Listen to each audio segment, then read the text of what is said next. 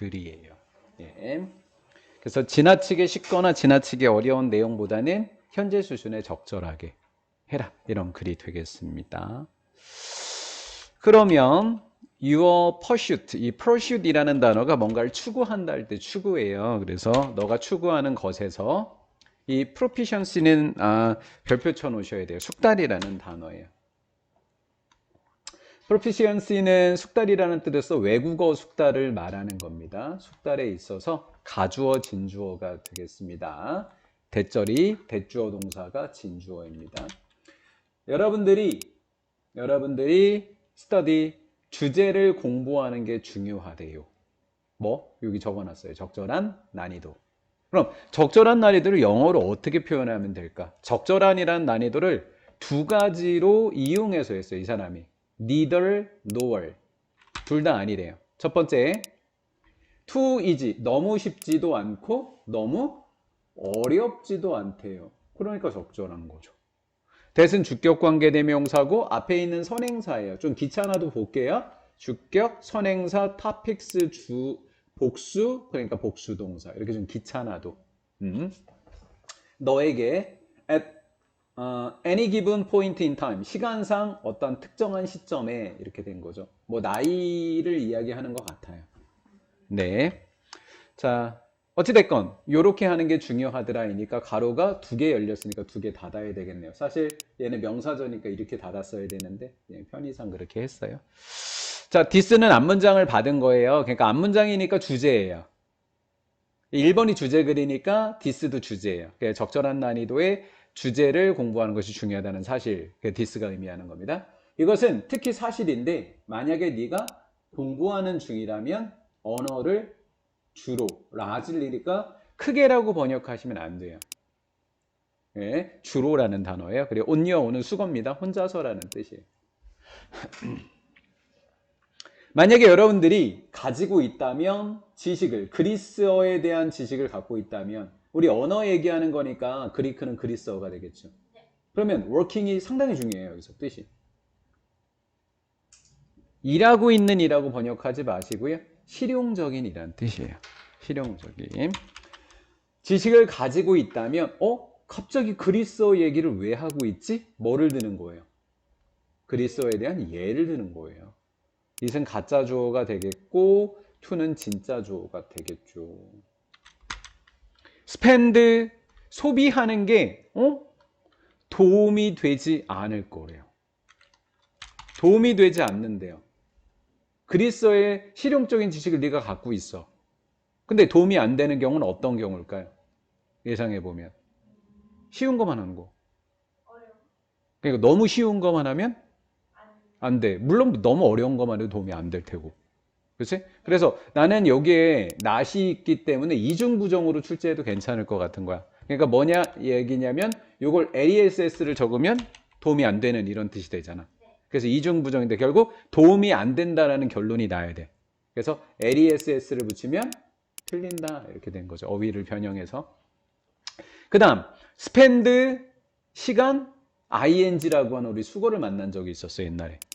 spend, 시간, 무슨 명사? 동명사.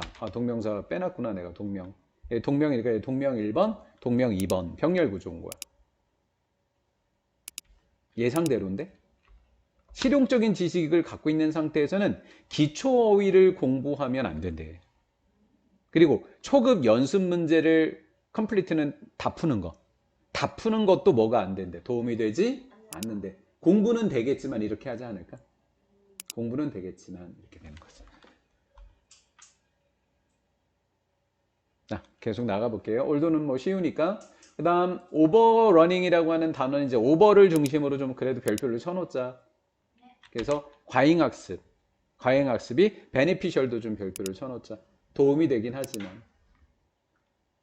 과잉학습도 뭐 나쁠 건 없지만 그래도 약간 시간 낭비 아닐까? 이렇게 된 거죠.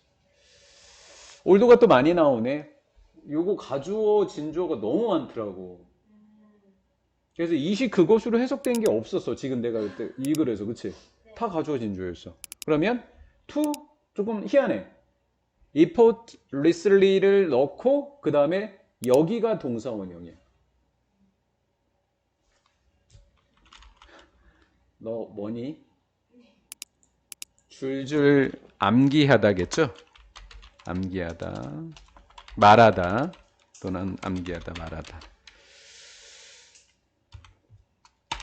진주어. 그 다음에 동사는 may, make가 될 테고 사역 동사니까 얘는 목적어고 목적격부에는 원형어는 기초적인 문법이 되는 거예요.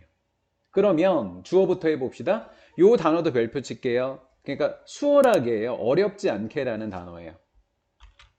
어렵지 않게 간단한 문구를 오늘 못 썼던 단어. 문구. 뭐와 같은 거? 기차역이 어디야? 이거와 같은 간단한 문구를 수월하게 줄줄 외우는 것이 너를 기분 좋게 만들어주기는 하겠지만 도움이 된다, 안 된다? 안 된다라는 것이 되겠지. 이렇게 해서 이제 끝난 거야. 문장이 이렇게 끝났어. 그러니까 새로운 문장이 시작돼야 되기 때문에 동명사 주어인 거야. 접주동, 그 다음에 주, 동 이렇게 되니까. 그래서 선생님이 네가 이거 재료라고 적어놨었을 때 내가 자료라고 옆에다 써놨다. 자료나 내용. 재료도 맞는 거야. 그러니까 하나 더 추가하라는 의미로. 쉬운 내용을 연습하는 거 그 얘기 계속하는 거거든. 어려운 내용이야? 쉬운 내용이야? 쉬운 내용이니까 별표. 그렇지? 네, 별표. 그래서 기초 지식을 갖고 있으면 쉬운 내용만 하지 마. 이 얘기인 거지. 쉬운 내용을 연습하는 것은 아니래. 가장 좋은 뭐가 아니래? 활용이 아니래. 공부 시간. 쉬운 것만 풀면 도움이 되지 않는다. by the same token이라고 하는 단어가 또 중요해. 마찬가지로 라는 뜻이야. likewise랑 동일한 단어야. 그래서 이 단어로도 출제 가능하기도 하지만 이렇게 바꿔서 낼 수도 있어. 근데 사실 쉽게 내려면 얼마든지 쉽게 낼 수 있다. 어떻게? for example하고 그냥 by the same token만 출제해도 상당히 쉬운 문제가 돼. 만약에 너가 초급자면 이제 단어 외워야지. 그럼 거꾸로 얘기하는 거야, 이 사람은. 하면 안 되는 짓만 얘기하네. 초급자라면 jumping into 어려운 주제로 뭐 하는 것은? 뛰어드는 것은. 그러니까 어려운 주제는 대부분 뭐야? 문법이잖아, 너희들. 그리고 좀 subjunctive, 요 단어가 뭐냐면 가정법이라는 거야. 우리 가정법 뒤에 어려운 거 나와요, 진짜. 12강에 뭐 중에. 도치까지 됐어. 그러니까 이따 내가 설명을 해줄게, 그거는. 한 언어의 가정법에 대한 문법과 같은 어려운 것을 직접 들어가는 것은 어디 갔니? 주어는? 맞다. 나 여기 체크를 안 하고 넘어오니까 이런 접속사를. 점핑이 주어지. 이렇게. 뛰어드는 것은 아니래.